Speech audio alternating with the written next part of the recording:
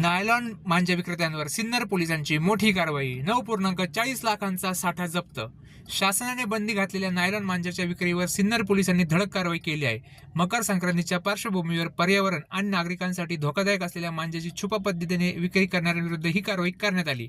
Police अधीक्षक श्री बाळासाहेब पाटील यांच्या निर्देशानुसार दिनांक 29/11/2025 रोजी सिन्नर पोलीस ठाण्याचे पोलीस निरीक्षक हेमंत कुमार भामरे यांना मनेगाव शिवारात एका शेडमध्ये नायलॉन मांजा साठवून ठेवल्याची गुप्त माहिती मिळाली. या माहितीनुसार पोलीस निरीक्षक भामरे यांनी पथकासह छापा टाकून शंकर उर्फ आशुतोष राजेंद्र शिंदे वय 27 राहणार सिन्नर याला ताब्यात घेतले. त्याच्या कब्जातून विविध कंपन्यांच्या नायलॉन मांजाचे एकूण 9 बॉक्स 1104 रिळे जप्त करण्यात आले, ज्याची किंमत 9,40,800 इतकी होत आहे. आरोपीविरुद्ध सिन्नर पोलीस ठाण्यात गुन्हा दाखल करण्यात आला असून पुढील तपास सुरू आहे. नायलॉन मांजाची विक्री करणाऱ्यांची माहिती त्वरित पोलिसांना देण्याचे आवाहन सिन्नर पोलिसांनी नागरिकांना केले आहे. कांदगनेरी न्यूज, लासलगाव.